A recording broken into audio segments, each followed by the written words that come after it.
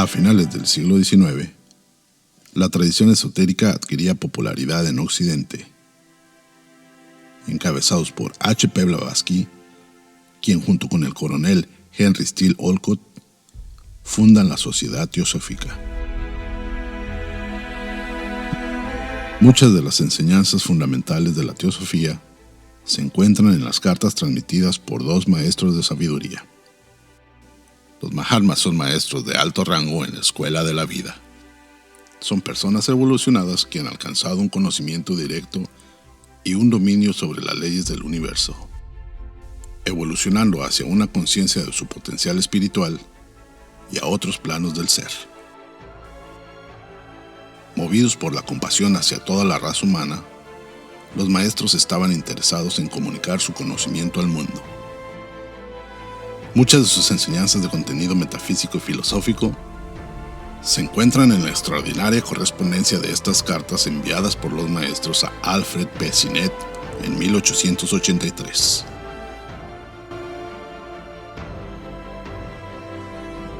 Hacemos la invitación para unirse al estudio de las cartas de los Mahatmas los días martes a las 11:30 horas del centro de México. Impartido por Enrique Reich, doctor en psicología, autor y conferencista internacional, donde analiza los aspectos fenomenales del contenido de las cartas y comenta su impacto posterior en la sociedad teosófica. Bueno, muy buenas a todos. Vamos a empezar con la invocación de Radha para nuestro estudio de las cartas. Hay una beatitud y un poder más allá de nosotros mismos, que viene en ayuda de aquellos que están preparados para recibirlo. Nos dirigimos respetuosamente hacia aquella beatitud, aquellas grandes fuentes de las cuales emanan incesantemente la fortaleza y la inspiración, hacia todos los que estamos resueltos a abandonar el yo personal para desarrollarnos, aprender, compartir fraternalmente, para practicar altruismo y para servir sin reserva alguna. Radha. Nos dirigimos también con respeto a los grandes seres de luz, a nuestros hermanos mayores y divinidades que ayudan a la humanidad, o sea, a nosotros, en especial a nuestros amados Chohan, Mahachohan y maestros de sabiduría. Pedimos su auxilio para comprender lo revelable de lo oculto. Permítanos trazar un puente hacia ustedes. Por favor, reciban esta iniciativa que nos bendiga y nos facilite la inspiración apropiada. También nos dirigimos a nuestros interiores, a nosotros mismos, a nuestros yoes superiores. Y queremos ser muchas cosas, pero sobre todo, nunca queremos dejar de ser como los estudiantes fieles que somos, que nunca ponen ni pondrán en duda a sus maestros, que siempre les agradecemos y les agradeceremos y les amamos con devocional afecto, que siempre los admiramos y los respetamos porque sabemos que son el divino camino que a todos nos aguarda. Bueno, continuamos, estábamos viendo todo lo que había de la Atlántida, tuvimos una larga clase de la Atlántida. Y a raíz de lo que me van preguntando y del debate que se va suscitando en la exposición de esta clase, viene el tema de la continuidad de conciencia. Entonces vamos a repetir un poco. Recuerdan ustedes que Scott Elliot recurrió a Charles Peter, quien a su vez recurrió a los maestros para poder, a través de la clarividencia, desenterrar una serie de hechos de cómo existió la Atlántida. Habíamos visto el video donde nos hablaban un poco de las referencias que los griegos tenían acerca de la existencia de la Atlántida, y luego hablamos también un poco acerca de los otros libros que existen sobre este continente hundido, pero y empezamos a hablar un poco también de Scott Elliot. Entonces vamos a hablar de la continuidad de conciencia. Todo lo que ha pasado en el universo a partir de la primera gran explosión hasta el momento actual, dividido en un montón de eras, de acuerdo a la ciencia, todo de alguna manera está registrado, y para quien tiene la capacidad de observarlo, entonces existe una continuidad de conciencia. ¿Hasta dónde? Hasta prácticamente el momento del inicio de todo esto. El inicio del universo, el inicio de las galaxias, el inicio de los sistemas solares, etcétera, etcétera. Bueno, esa continuidad de conciencia que va dejando rastros, entonces es posible que sea advertida, observada y expresada, descrita por las personas que tienen una clarividencia muy educada, que es el caso concreto de Led Peter. Entonces, esta es la continuidad de conciencia, y gracias a eso es que Scott Elliot pudo hacer esta obra, que es una obra mucho más exacta respecto a la Atlántida. Vamos a ver más cosas de conclusión de las fuentes teosóficas de la Atlántida. Hay más de teosofía relacionada con la Atlántida y con la historia contada a través de los mecanismos que trabajan y que saben los adeptos, los maestros de sabiduría, los chohan, los mahachohan, es decir, la enorme capacidad que tienen ellos para poder, a través de una clarividencia educada, poder entrar en la historia verdadera de la, de la, de la raza. Bueno, vamos a ver entonces algunas ideas en este sentido. Dice, el volumen uno de Isis sin velo comienza con una referencia a un famoso libro antiguo. Es decir, gran parte de esta información ha sido revelada, una parte, otra parte no. Y aquí esto es lo que dice Blavatsky. Dice, es tan antiguo este libro que aunque nuestros modernos anticuarios meditasen sobre sus páginas durante mucho tiempo, no llegarían a ponerse de acuerdo acerca de la clase de material sobre el cual está escrito. Es el único ejemplar original de este libro muy antiguo. Es el documento hebreo más antiguo referente a la sabiduría oculta.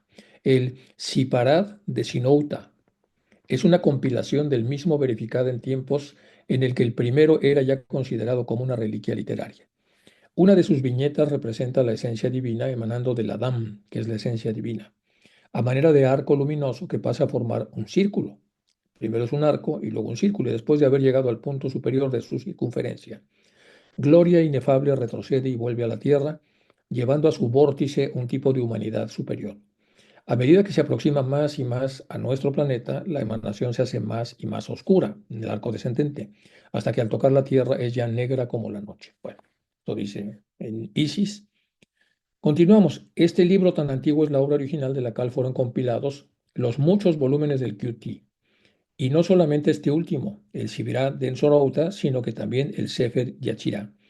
El rabino Joshua ben Cananem, que murió en el año 72 de nuestra era, declaró abiertamente que había hecho milagros por medio del libro de Stephen Yeshirah, la obra atribuida a los cabalistas hebreos en su patriarca Abraham, el Suking, la Biblia primitiva de la China, los volúmenes sagrados del Tot Hermes egipcio, los Puranas de la India, el libro de los números caldeo y el Pentateuco mismo.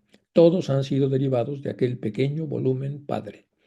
Dice la tradición que fue escrito en Sansar, en Censar, este idioma antiguo, la lengua secreta sacerdotal, conforme a las palabras de los seres divinos que lo dictaron a los hijos de la luz en el Asia Central. Esta parte comprimida eh, nos ayuda un poco a saber entonces la ruta que han tenido los grandes místicos y los grandes libros y cuál es la fuente original, por lo menos de la literatura escrita. Y luego aquí aparece la parte en roja que tiene que ver con la Atlántida. Dice, en los comienzos de nuestra quinta raza, pues hubo un tiempo en el que este lenguaje, el censar, era el conocido solamente de los iniciados de todas las naciones. Es decir, todos los iniciados de todas estas escuelas serias conocían este idioma. Cuando los antepasados de los toltecas lo comprendían tan bien como los habitantes de la perdida Atlántida, que lo habían heredado a su vez de los sabios de la tercera raza. Y aquí vuelven otra vez a salir los famosos toltecas de los que ya habíamos hablado, como una raza que existió en México. Los Manus quienes lo aprendieron directamente de los devas de las razas primera y segunda. La viñeta de que se habla en Inici se refiere a la evolución de estas razas y a la de las razas cuarta, quinta de nuestra humanidad durante la ronda o Manvantara Vaisvata, cuando cada ronda constituida por los yugas de los 7 periodos de la humanidad, 4 de los cuales han pasado ya en nuestro ciclo de vida. Y se hace poco una descripción de cómo se ven los yugas en una mayor profundización de lo que normalmente está revelado. Y ahí aparecen entonces los 7. Y debido a alcanzarse muy pronto al punto medio del quinto, este dibujo es simbólico, como cualquiera comprenderá perfectamente, y abarca el fondo desde el principio. El antiguo libro, después de haber descrito la evolución cósmica, por eso estamos poniendo el Big Bang, y explicado el origen de todas las cosas que existen en la Tierra, por lo menos en el universo manifestado, incluso el hombre físico, después de haber descrito la evolución cósmica y explicado el origen de todas las cosas que existen en la Tierra, incluso el hombre físico, bueno, después de haber ser la verdadera historia de las razas de la primera hasta la quinta, la nuestra, se detiene. Hace un alto en el principio del Kali Yuga, hace ahora exactamente 4.989 años, cuando acaeció la muerte de Krishna, el resplandeciente dios del sol, héroe y reformador vivo y efectivo. Bueno, esto nos dice Blavatsky. Y entonces vamos hacia atrás y es esto, la actividad de conciencia hasta hoy. Bueno, continuamos. En el glosario teosófico vienen varias reseñas a este respecto. La cuarta raza atlántica fue engendrada por la tercera raza unos 8 millones de años atrás. cuyo fin el Manú de la cuarta raza eligió de entre lo anterior los tipos más adecuados, a quienes condujo a la imperecedera tierra sagrada para liberarlos del cataclismo lemuriano, cuando se destruye esta raza. Siguiente idea, nació la cuarta raza bajo la influencia del Soma, la luna de San y Saturno. A la influencia de este último astro se debió en gran parte, en principal, el gran desarrollo de la inteligencia concreta que caracterizó a la subraza tolteca. Tercera idea, el lenguaje era aglutinante, pero andando en el tiempo adquirió la reflexión. Es decir, era un lenguaje aglutinante, es decir, el lenguaje tiene cinco partes, el nivel eh, sintáctico, semiótico, léxico y luego dos partes que son el nivel morfológico y fonológico.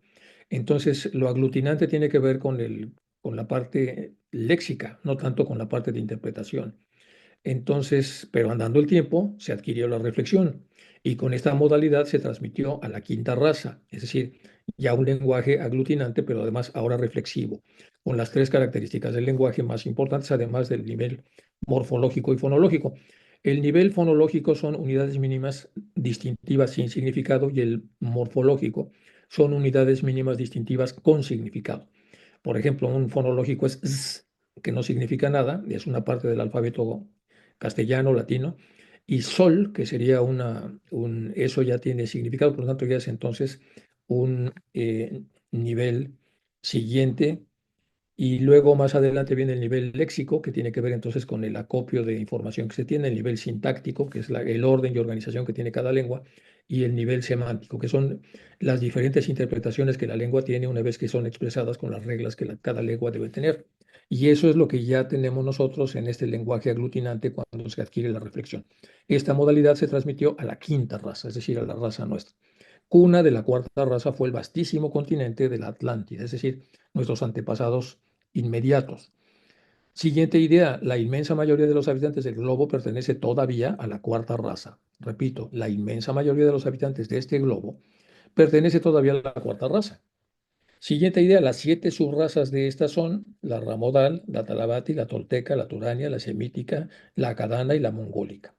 Entre ellas merece mencionarse por su alto grado de civilización la tolteca, otra vez el tema de la tolteca que conocía a fondo la química, la astronomía, la agricultura, la alquimia, y estaba también muy versada en la magia negra, gran parte de la cual tenía por instrumento el hábil empleo de los rayos oscuros de la luna, sean las emanaciones de la porción oscura de este astro. Blavatsky, todos son referencias del glosario teosófico. Bueno, más aclaraciones de lo que ustedes me van preguntando entre clase y clase.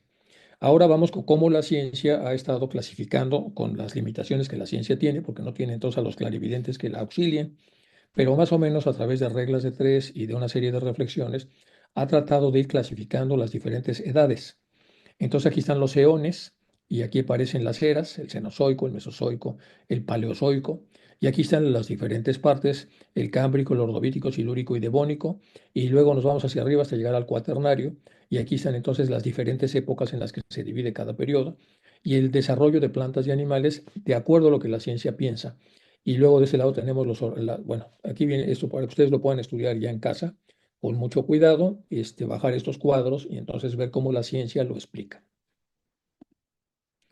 Eso es más sobre lo mismo como la ciencia va explicando estos mismos momentos en el desenvolvimiento en espiral de la historia de la vida y por lo tanto de la historia del planeta y cómo va pasando el precámbrico, cámbrico, el dormínico, silúrico, devónico, carbonífero, pérmico, triásico, todo lo que hemos visto, el jurásico, que está de moda también por las películas que existen, el cretácico, y todos llegamos hasta la parte del cuaternario, en la última parte del cuaternario, que es el neolítico que tiene solamente 10.000 años, es decir, 8.000 años antes de Cristo hasta ahora, que es cuando viene prácticamente todo el desarrollo ya evolutivo de lo que es el uso perfeccionado del cerebro físico que tenemos los seres humanos.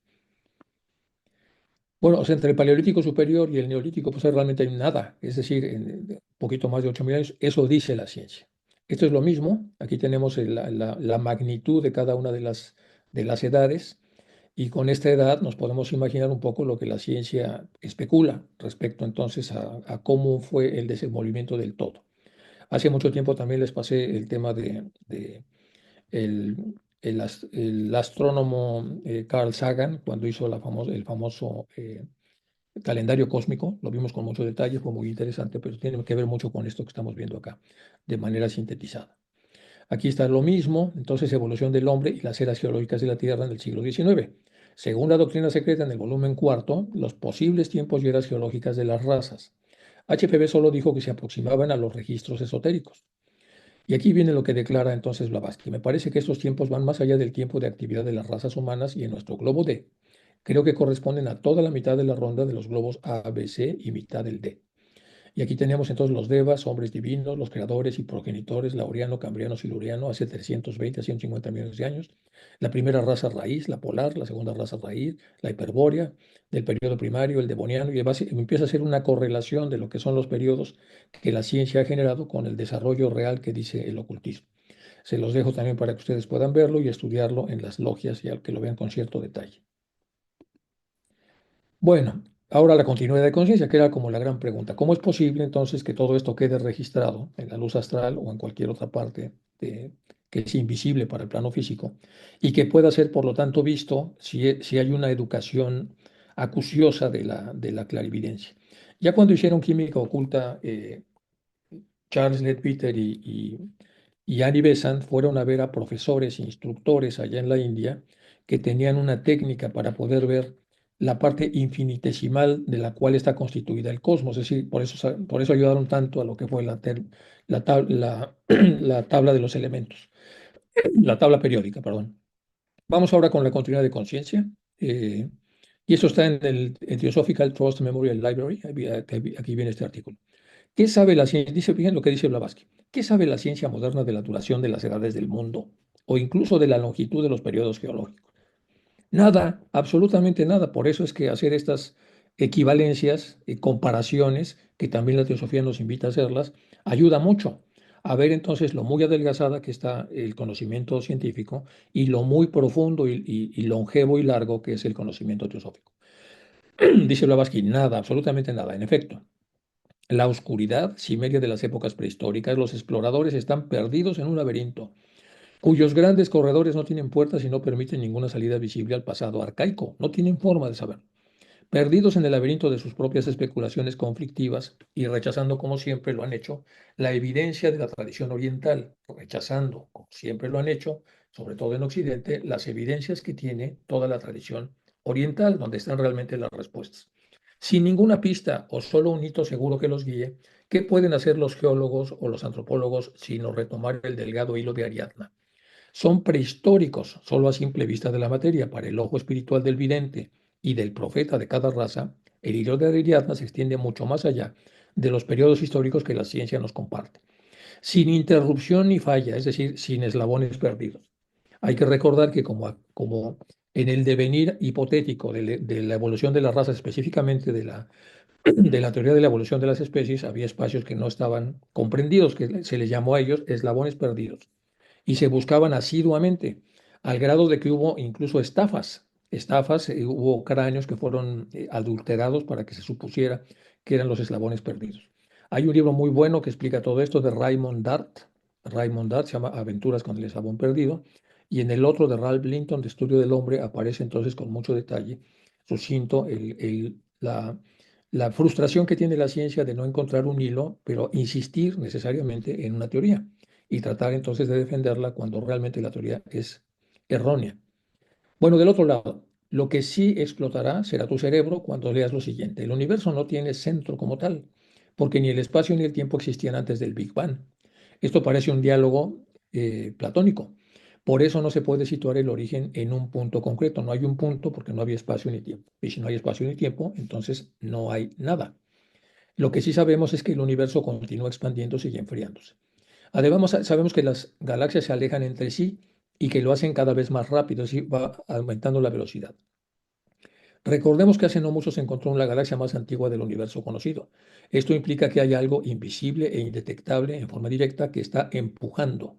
Y esto es lo que conocemos como energía oscura, algo que existe, que no vemos, que no sabemos dónde está, pero sabemos que algo existe que empuja y se le llama energía oscura. De hecho, solo el 5% de lo que forma el universo es materia ordinaria, lo que te forma a ti, a la Tierra y a todas las estructuras visibles del universo. Pero el 27% es materia oscura y el 68% restante es energía oscura. 27% materia oscura, 68% restante es energía oscura y solamente entonces un porcentaje muy bajo es lo que sería la materia ordinaria. Es decir, la mayor parte del cosmos está hecho de algo que no podemos ni ver ni comprender. Entonces, todas las teorías sobre el origen del universo explicadas por Laura Marcos tienen un muy buen artículo y entonces aparecen aquí mucho de lo que ella ha desarrollado. Ya les he comentado que siempre trato de poner autores hispanos y de que estén al nivel de los internacionales, es el caso de Laura Marcos. Entonces, Laura Marcos hace esquemas muy buenos para tratar entonces de empatar o tratar de comparar lo que se dice respecto al origen de todo hasta llegar al hombre. Bueno, y aquí abajo tenemos ya otra vez a Scott Elliot, que está aquí, es decir, la mayor parte del cosmos está hecho de algo que no podemos ver ni comprender, salvo que podamos recurrir al conocimiento teosófico revelado por los maestros de sabiduría y por HPV y testigos clarividentes como Leadbeater. Y esa es la ruta. Leadbeater habló con los maestros lo ayudaron y él le dio la información a Scott Elliot y entonces es que tenemos estos mapas de los cuales ya habíamos hablado un poco la sesión anterior. Más de Laura Marcos, la misma cita. Algo que sorprende a los cosmólogos es que el universo es asombrosamente plano y uniforme. Es decir, en lugar de haberse producido una distribución caótica de materia y energía, todo parece estar aplanado y distribuido de una manera constante, lo que implica que debió existir algún fenómeno que contribuyera a ello. Aquí entra en juego lo que los físicos llaman la inflación o era inflacionaria, un periodo en el que pudo producirse esta unificación de materia y energía que homogeneizó todo el cosmos. La teoría de inflacionaria fue propuesta por Alan Guth en el 81. Trataría de dar una explicación de por qué tipo de fenómeno desencadenó el Big Bang y la posterior distribución de la materia.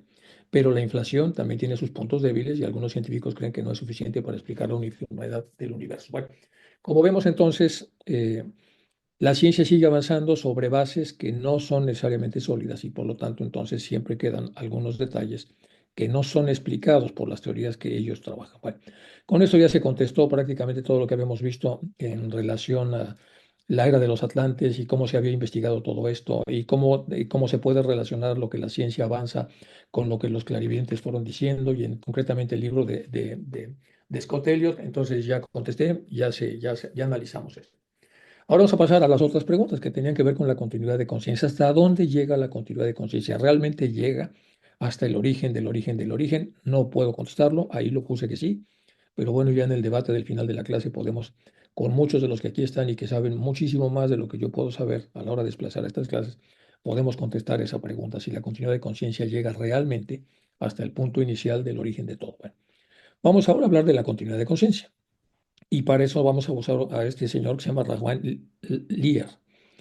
Eh, Él tiene un artículo muy bueno, y en este artículo que aparece aquí abajo, entonces en la editorial Hermes de abril del 83, por Rahman Lear, dice lo siguiente: continuidad de conciencia.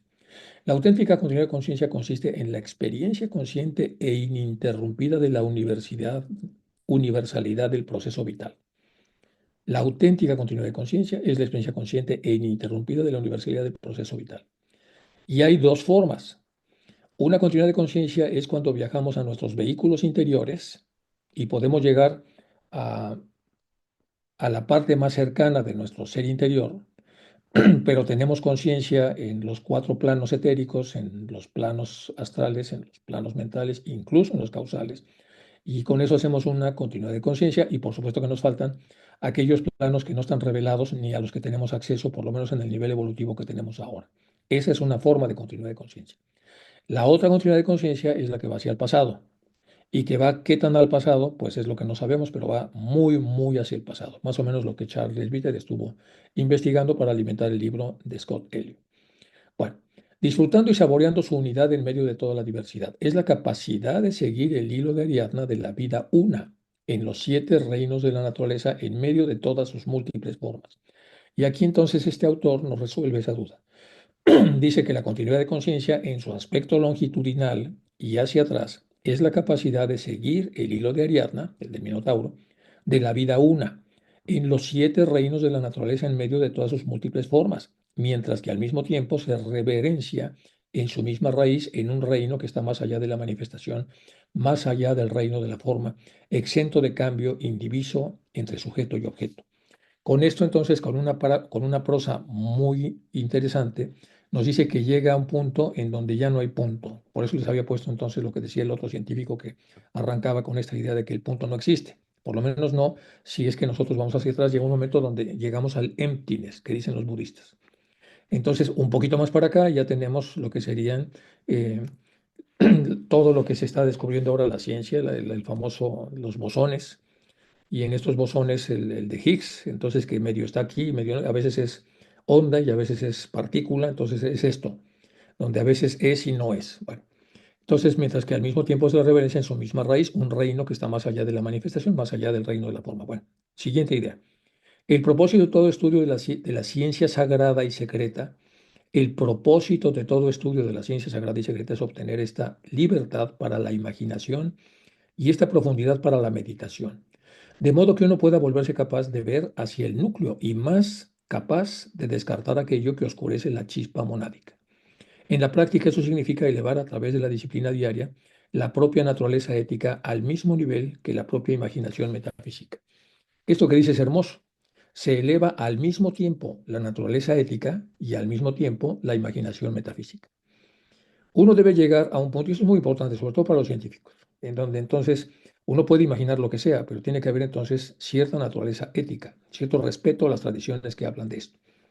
Siguiente párrafo, uno debe llegar a un punto en el que su único deseo o anhelo sea el beneficio de todos y en el que la celebración de todos los seres humanos en su propia meditación silenciosa sea tan real y tan gozosa que los límites de la individualidad se hagan añicos.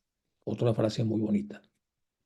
Repito, uno debe llegar a un punto en el que el único deseo que nos lleva a este desarrollo del que ya había hablado en el párrafo interior, es decir, esta elevación de la disciplina diaria, de primero con una propia naturaleza ética, emparentada y empatada con la propia imaginación metafísica, entonces uno debe llegar a un punto en que cuando esto suceda, vamos a tener un único deseo, que sea algo para beneficio de todos, altruismo, y que en la celebración de todos los seres humanos en su propia meditación silenciosa sea tan real y gozosa que los límites de la individualidad se hagan añicos, porque entramos en una colectividad o en una totalidad o en una fraternidad.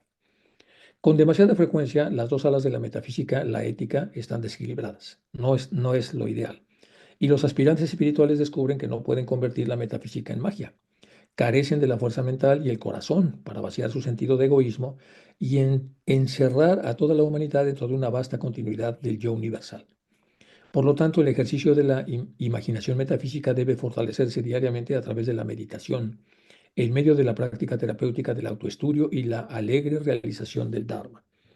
Cuando la ética y la metafísica mantengan una continuidad duradera y fluyan con un equilibrio elegante, podrán sintetizarse para despertar la sabiduría buddhimanásica y la memoria del alma en el Sutrama.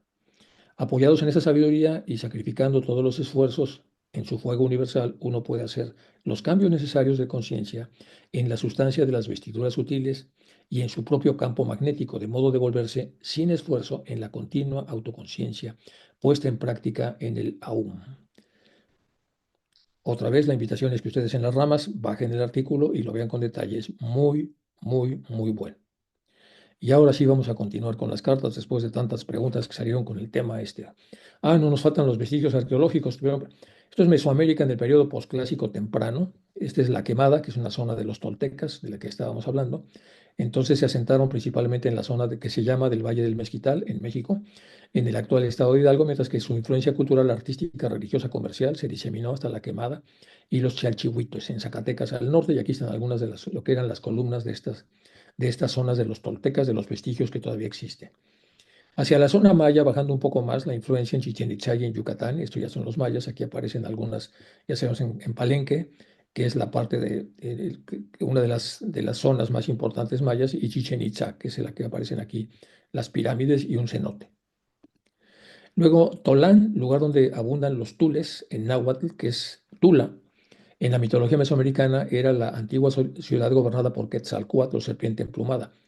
Tula está vinculada con otro lugar mítico que se llama Tamuachan, una especie de paraíso. No debe confundirse con la ciudad mítica de las ciudades terrenales de Tula, que es, aquí está pidiendo la cita requerida porque esto es de la Wikipedia. Cholula y Teotihuacán, todas ellas nombradas en Tula, en virtud de que fueron grandes capitales una comercial y otra religiosa. Según el mito, los habitantes de Tula cultivaban algodón, colores de maíz, de mejor calidad y vivían en paz. Sin embargo, Tezcatlipoca, el eterno rival de Quetzalcóatl, lo embriagó con pulque, pulque es una bebida embriagante que hay en México, lo hizo fornicar con su hermana Xochiquetzal y avergonzado por lo ocurrido, Quetzalcóatl se retiró de la ciudad que gobernaba, prometiendo regresar en otro año, que llevara el nombre de aquel que había nacido.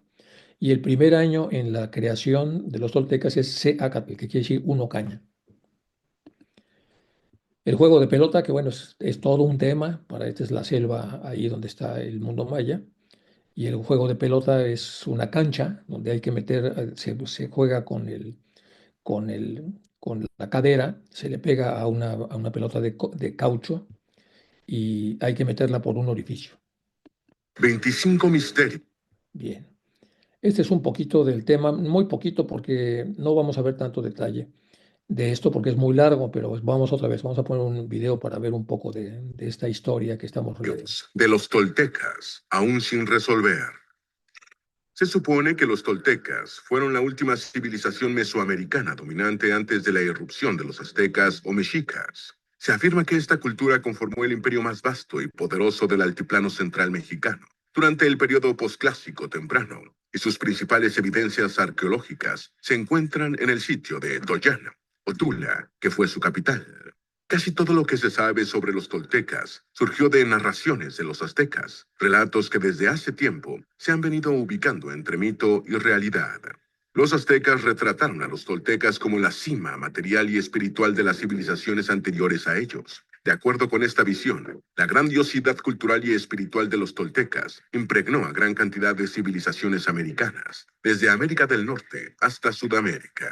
Sin embargo, esta línea de pensamiento ha sido cada vez más cuestionada por falta de evidencias arqueológicas y por evidentes contradicciones existentes en los relatos mexicas. No obstante, las descripciones de los toltecas realizadas por los aztecas contribuyeron a conformar buena parte de la idea que la mayoría de la gente sigue teniendo sobre este pueblo.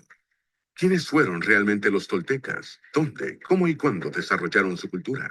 ¿Qué tanto de lo que relataron los aztecas sobre los toltecas puede considerarse mito y qué tanto verdad histórica? ¿Cuáles fueron los principales personajes, míticos o históricos, de esta civilización? Hoy intentaremos dar respuesta a estas y muchas otras interesantes preguntas sobre este pueblo ancestral mexicano, que continúa siendo un enigma en muchos sentidos. Antes de meternos a fondo, no te olvides de suscribirte a nuestro canal y activar las notificaciones para mantenerte al día con nuestras actualizaciones.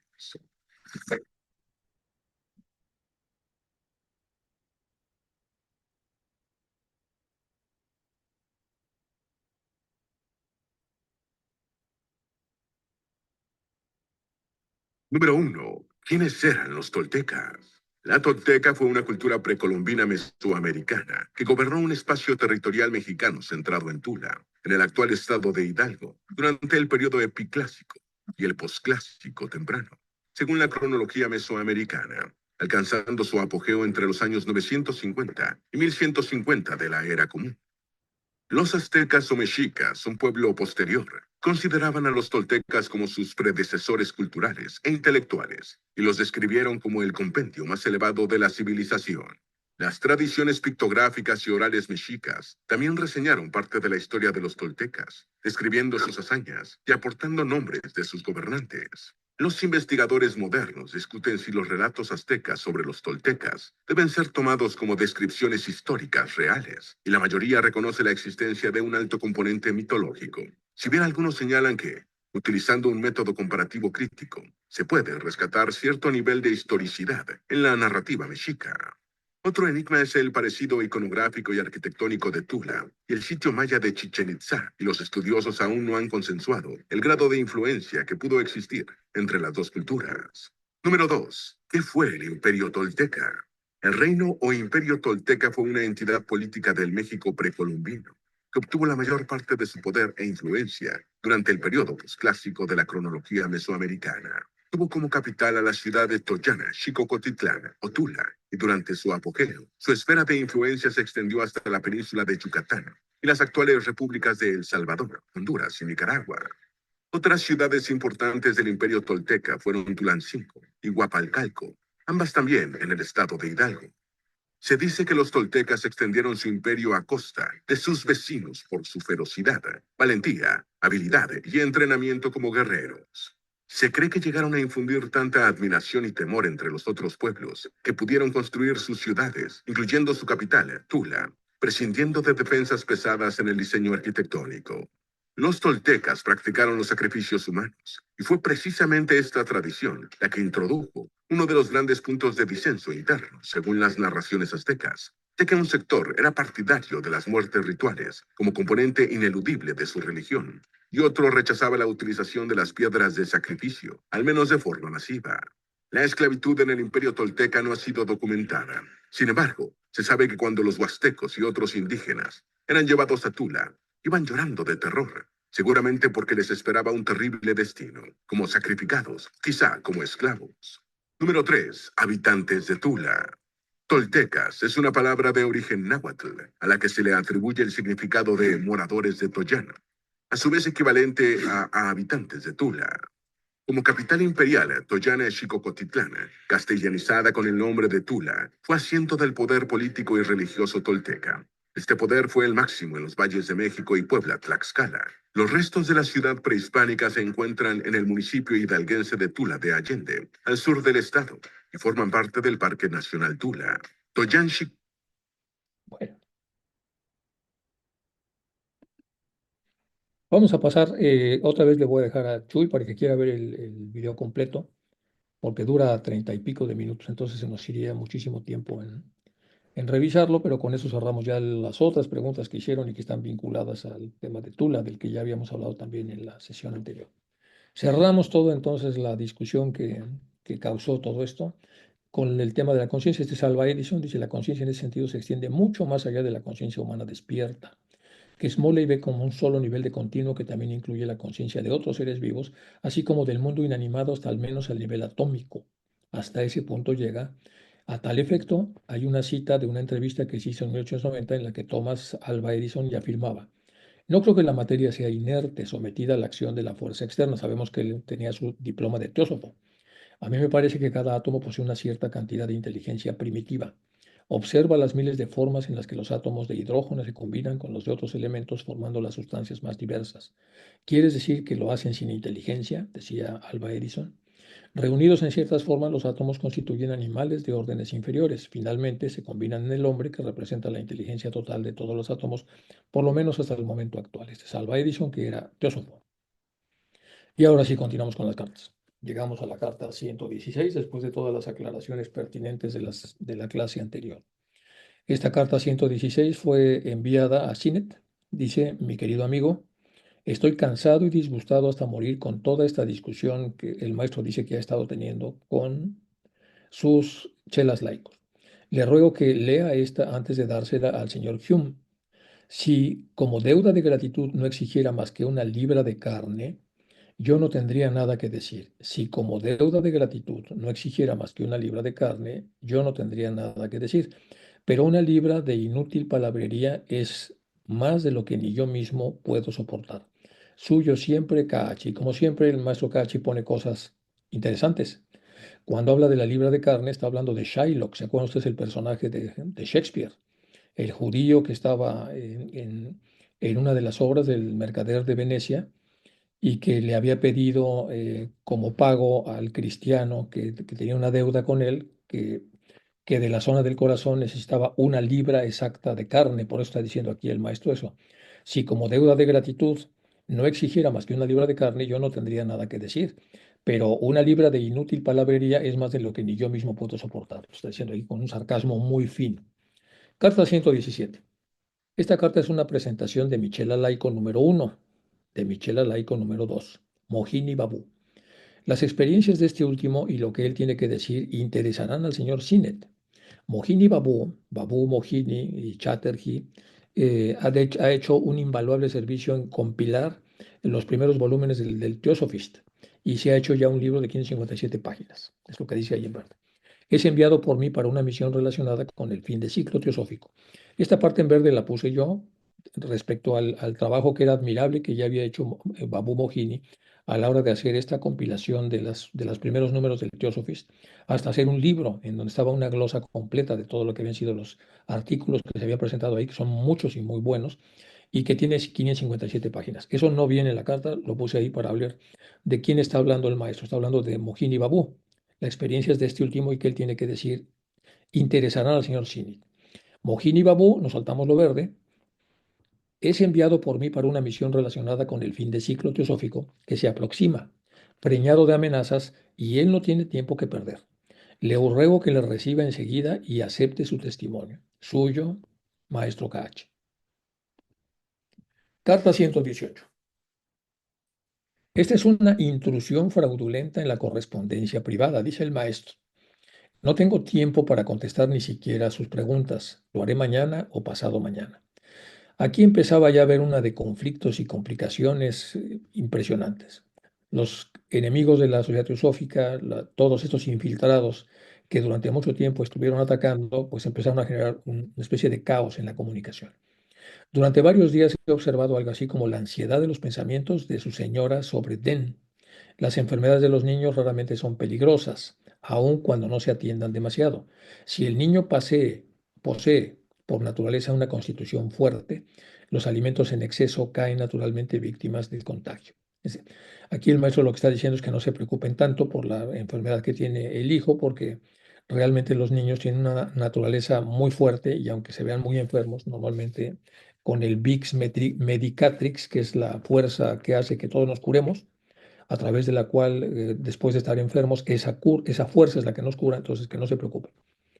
El otro día en la casa del señor Hume, cuando el desheredado que estaba vigilando atrajo mi atención hacia ella, observé que tenía miedo de llevarse con ella a su casa los gérmenes de la enfermedad. Aquí el maestro está haciendo una observación.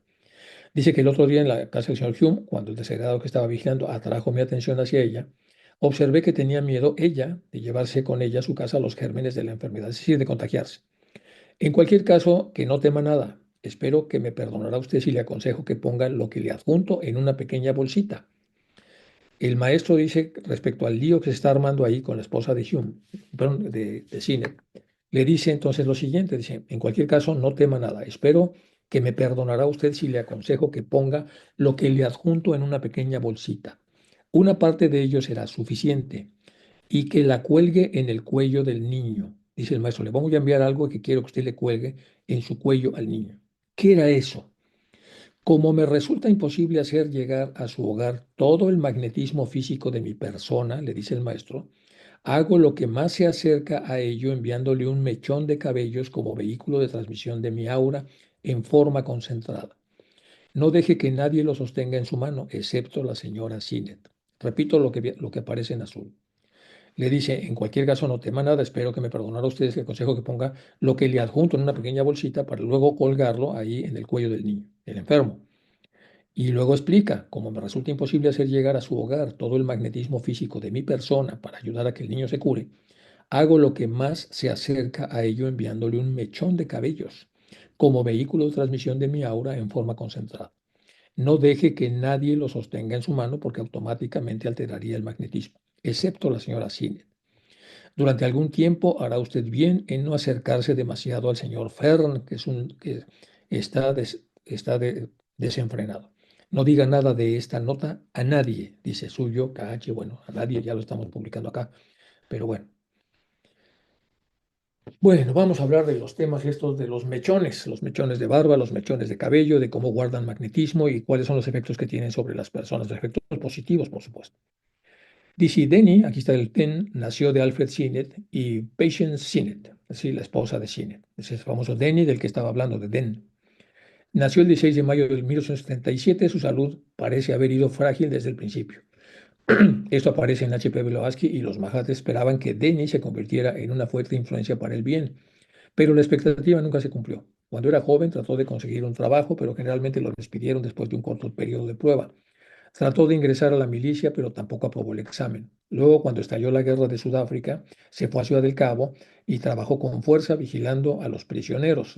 La guerra de Sudáfrica fue contra los Boers, del Imperio Británico contra los Boers, que por supuesto ganaron los británicos. Se enamoró y se casó con una dama local, allá en los Afrikaners, que así les decían. Se casó con una dama local sin avisarle a sus padres en ese momento. Denny dependía económicamente de sus padres y cuando Bottomley estafó a Sinet y le quitó todos sus ahorros, un problemón que tuvo ahí Sinet, la situación financiera se volvió muy difícil. Perdió su comisión como resultado de los malos informes a sus superiores y regresó a Inglaterra con su esposa. Al no poder encontrar trabajo en Londres, pronto regresó a Ciudad del Cabo, en donde contrajo tuberculosis para rematar. Cuando estaba en las últimas etapas de su enfermedad, regresó con su esposa a Londres. El shock que este estado produjo en Patience fue terrible y durante las pocas semanas que vivió, ella contrajo el cáncer del que finalmente murió. Aquí estamos viendo algo para poder explicar lo que viene aquí en la carta de lo que el maestro está comentando. Vamos hacia atrás y entonces vean lo que dice el maestro para entender por qué el maestro mandó el mechón. Dice, en cualquier caso, no tema nada, espero que me perdonara usted si le aconsejo que ponga lo que le adjunto en una pequeña bolsita. Estamos hablando aquí de 1988 más o menos, es decir, 12 años antes del 1900. Como me resulta imposible hacer llegar a su hogar todo el magnetismo físico de mi persona, hago lo que más se acerca a ello, elevando un mechón de cabellos como vehículo de transmisión de mi aura en forma concentrada. No deje que nadie lo tenga, salvo la señora Patience, que es decir, la esposa de Sinet. Bueno, eso lo estamos explicando acá. Entonces, ese Den es este Denny de Sinet que nació en 1877. Y asumimos entonces que ahí tendría unos 11 años si la carta que se está escribiendo es de 1888. Por lo tanto, entonces estaba frágil y estaba enfermo, todavía no pasaba todo esto que acabamos de leer, pero esto que pasó, pues pasó después de que salió de esa enfermedad. Bueno, Denny y los Mahatmas. Parece que los Mahatmas esperaban que Denny se convirtiera en una influencia para bien cuando creciera. En una carta a Sinet, Madame Blavatsky escribe abajo la orden de su maestro. M le aconseja al señor Sinet que asuma un deber especial para evitar que su hijito sea obligado a comer carne, ni siquiera aves, y que le escriba así a la señora Sinet. Una vez que la madre haya puesto al niño bajo la protección de KH, que vea que nada contamina su naturaleza. El niño puede convertirse en un poderoso motor para el bien en un futuro cercano. Que se le eduque como su propia naturaleza lo sugiere. Eso dice entonces el maestro M, cuando aconseja al señor Sinet que asuma un deber especial para evitar que su hijito sea obligado a comer carne, porque va a ser más fácil ayudarlo sin la densidad de la carne, toda la ayuda espiritual que requiere para poder superar, de alguna manera, es lo que yo estoy interpretando, todo lo enfermizo que era. En 1882, mientras Denny estaba enfermo, aquí ya nos pone la fecha, un poco del 77-82, en 5 años, el Mahatma KH le envía a Sinet un mechón de su cabello para ayudarlo con su magnetismo. Espero que me perdone si le aconsejo que cosa el mechón en una pequeña bolsa, una pequeña parte servirá, y lo cuelgue en el cuello del niño. Como no puedo llevar a casa todo el magnetismo, es lo que estábamos viendo en la carta, lo que aparece aquí reseñado en el Theosophist. En 1884 le enviaron otro mechón de cabello a H. P. Blavatsky y le escribe al señor Sinet. Su amigo y maestro le envió a través de mí, al menos lo recibí de segunda mano de Dual Cool, un mechón para reemplazar el que tenía Denny. ¿Qué le pasa a ese mechón? ¿Lo perdió? ¿Lo dañó? Pregunta. Pero no sé dónde lo puso. Está en algún lugar de mi baúl, lo encontraré y te lo enviaré. Y finalmente, en otra carta que la señora Blavatsky envió al señor Sinet hablando de la India y sus problemas, hay la siguiente frase para hacer un rastreo del famoso mechón. El maestro dice que la hora de la jubilación de ustedes los ingleses no ha sonado ni sonará hasta el próximo siglo y que es lo suficientemente tarde para ver incluso a Denny como un hombre muy, muy viejo. Es demasiado tarde para ver a Denny como un hombre muy viejo. Como dijo KH hace algún tiempo, esto podría interpretarse como la expectativa del maestro KH de que Denny viviera más tiempo, pero también podría ser una pista de cuando la India se liberara del dominio inglés. La liberación de la India tuvo lugar en 1947, cuando Denny hubiera cumplido teóricamente los 70 años. Bueno, todo esto son las referencias que hay sobre el famoso Denny y de lo enfermo que estaba y del famoso mechón que el maestro estaba enviando y luego de la pérdida del mechón y bueno, todo el lío este que está relacionado entonces con lo enfermizo que era. Y por supuesto, una parte importante es lo que Patience, la esposa de Sinet, sufrió una vez que vio a su hijo regresando de luchar con los afrikaners, casado sin haberle avisado a los padres y enfermo de tuberculosis. Y entonces ella enferma de cáncer y muere. Bueno, vamos ahora a la carta 119. Dele mis salams al señor Sinet y pídale que haga comentarios sobre el recorte que adjunto. puede que él sepa eh, lo que quiero que escriba sobre el tema como redactor jefe. Dígale además que disponemos de un tiempo muy corto y precioso y que no debería desperdiciarse. Poco se puede interpretar de este trozo de carta. Catch. Lo que sigue puede llevar más tarde una curiosa confirmación de nuestra doctrina de la oscuración, que tanto confunde a mi amigo, el editor de Phoenix. Tenga asimismo la bondad de contentarlo y se lo agradeceré. Suyo, como siempre, Catch. La famosa doctrina de la oscuración. Bueno, y luego aparece aquí el reporte de periódico. La opinión del señor Sir John Lubbock, ve cómo los maestros también premian a los científicos que de alguna manera están bien orientados para hacer las especulaciones científicas. La opinión del Sir John Lubbock confirma o respalda las conclusiones expuestas hace tiempo por algunos de los astrónomos más eminentes, a saber, que existen actualmente en el sistema solar o firmamento muchos cuerpos oscuros, es decir, cuerpos que ahora no emiten luz o que emiten relativamente poca luz.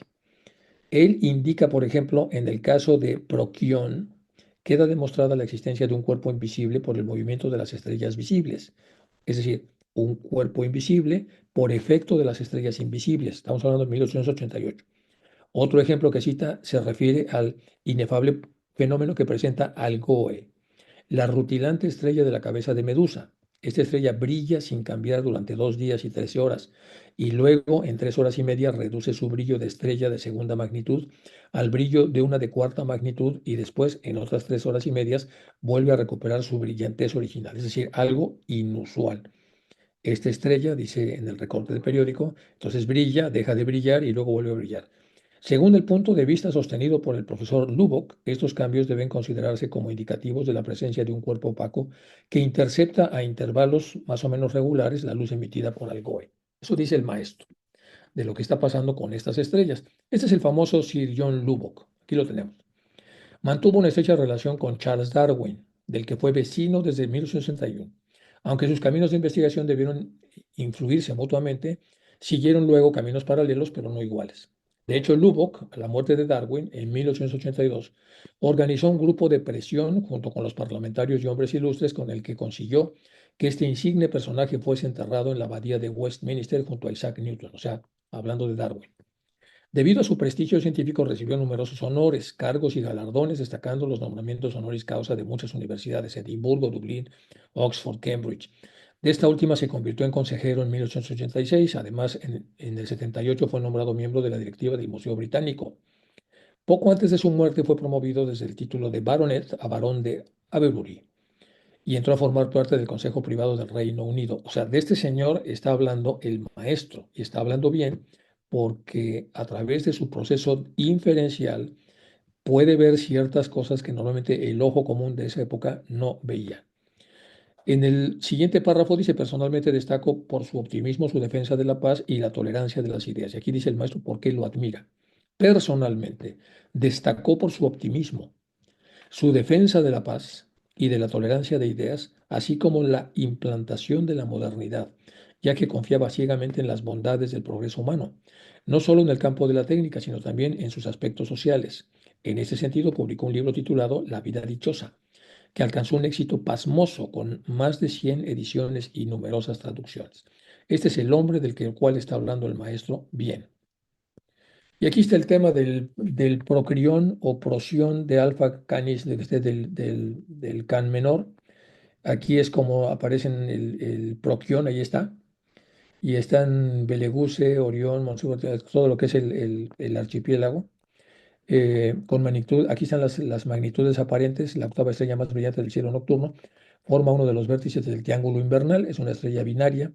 La estrella principal, que es Procyon A, tiene una débil enana blanca de compañera de Procyon B.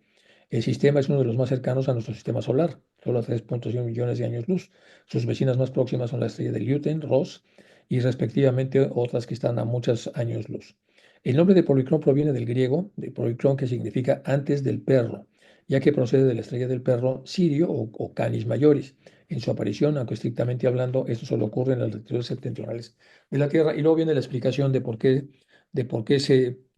baja su brillo y luego lo vuelve a subir, cosa que ya se había entonces observado por este señor que los maestros han comentado, que es este Lubbock.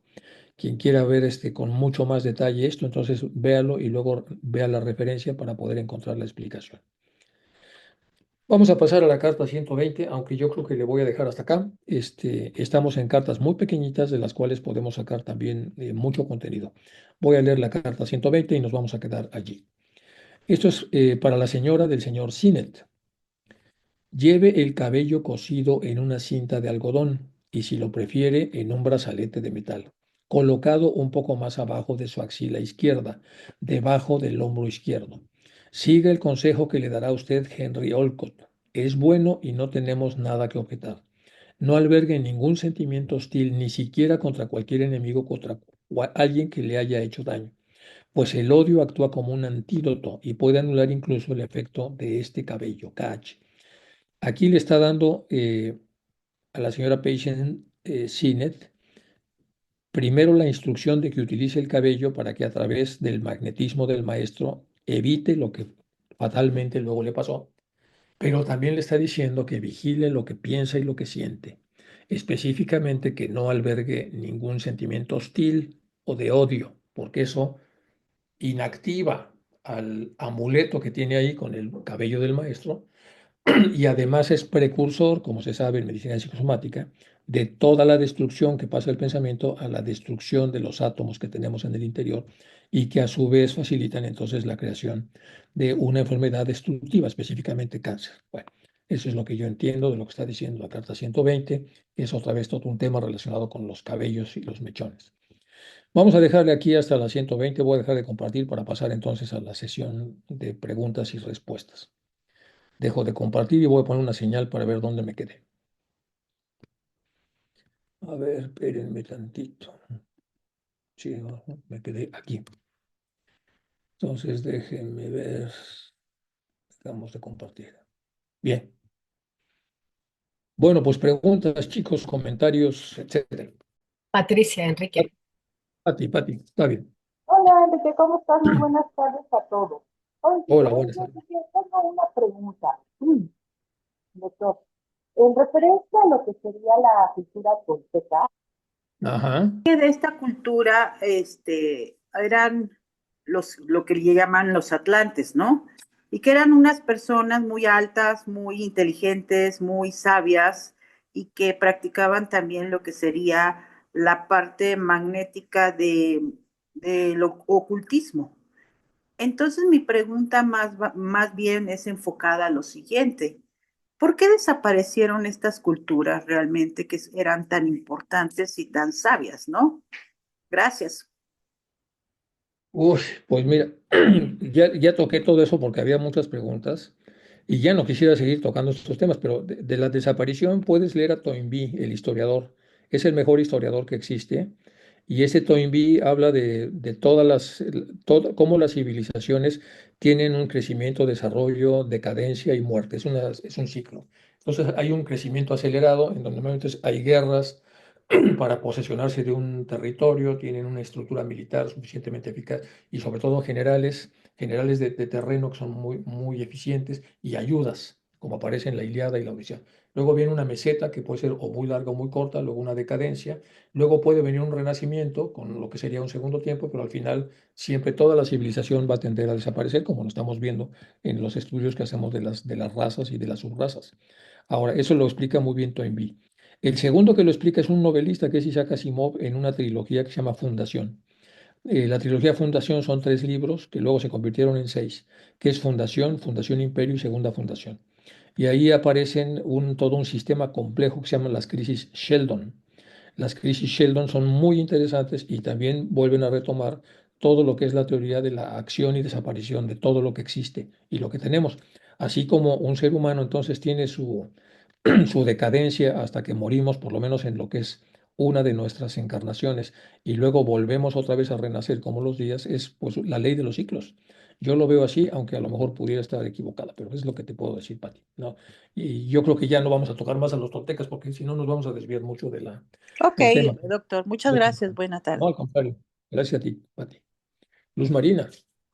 Sí, gracias, Enrique. Ahorita pensando en la pregunta de la hermana Patricia, Ujú. me asaltó un tema. Sí. Lo que nos trajiste los toltecas pareciera ser su época de declinación, ya que hacían sacrificios humanos, y por la teosofía sabemos que esto en los niveles muy elevados, pues no se considera altamente espiritual. Entonces, tal vez lo que nos alcanzan a describir sea su periodo de declive. Todavía no alcanzamos a ver fue su proceso de desarrollo y su alto nivel, que al parecer lo tuvieron muy alto.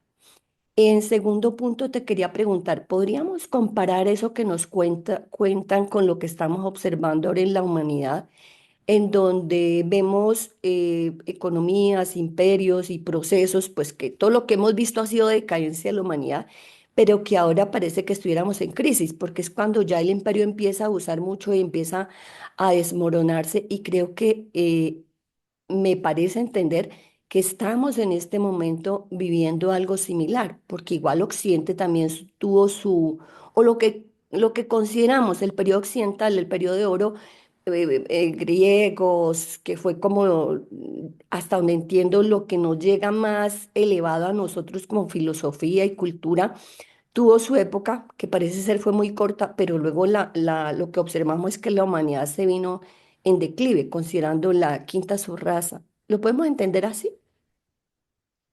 Es complicado. Yo por eso no quise entrarle mucho a la pregunta de Patty, pero si nosotros observamos con detenimiento las obras teosóficas, pues no se distancian mucho, por ejemplo, de Toynbee, en donde cada imperio tiene su época de esplendor y luego su decadencia. Y luego Thorkom Saraidarian, del cual ya hablamos en los temas del mal, él también habla que hay una fuerza erótica de construcción y una fuerza tanática de destrucción.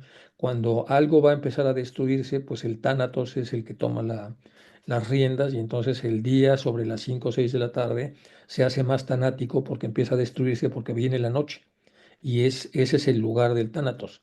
Entonces nos dice Torkom Saraidarian, dice, en el caso del ser humano, a veces la fuerza desestructurante no es necesariamente mala, pero cuando las entidades malas la utilizan para desestructurar un día a las 12 del mediodía, lo que hace es anticipar una destrucción por el uso de estas fuerzas, y sabemos entonces que ellos trabajaban mucho la magia y etcétera y todo lo demás.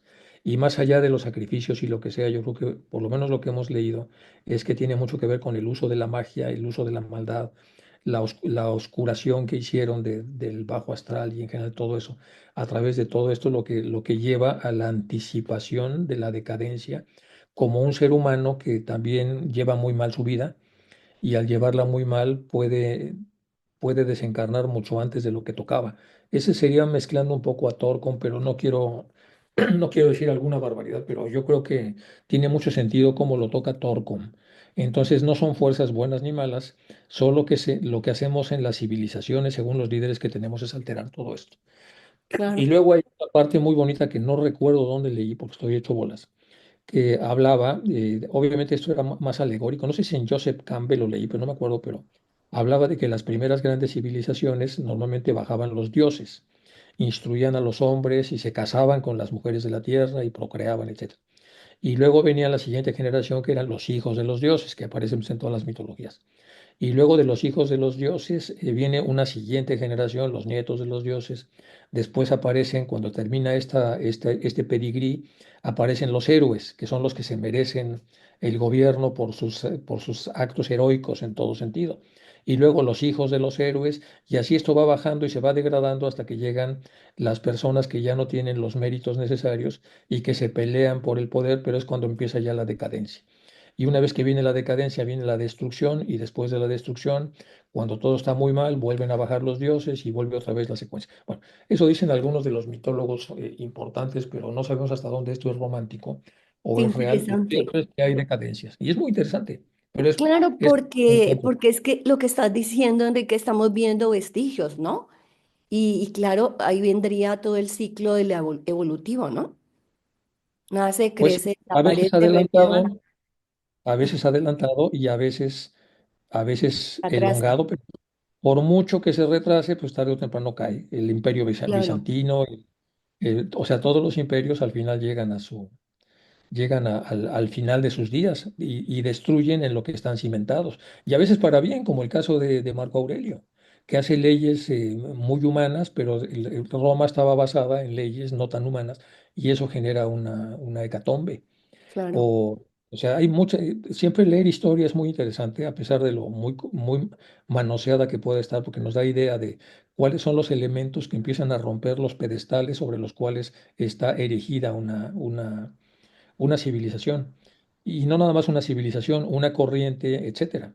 Y esos pedestales por eso tienen que mantenerse incólumes y sobre todo tienen que tener una potencia moral muy importante, como el caso de la teosofía, que serían las bases fundamentales de lo que sería el canon de toda la teoría teosófica, que sería Blavatsky y los maestros. Y eso no podemos tocarlo, porque en el momento que lo tocáramos, esto se desploma. Y de hecho los mismos maestros lo claro, han dicho. Johan dijo, en el momento que empiecen a manosear esto, no nos van a ver ni el polvo. Tampoco recuerdo dónde lo leí, pero sí recuerdo haberlo leído varias veces. claro, qué Entonces, hay que interesante, cuidarlo. buenísimo. Gracias, Enrique. Bueno, pues muy bien, chicos. Muchas gracias a todos. Y perdón, Pati, pero ya se me fue toda la clase con los dichosos toltecas.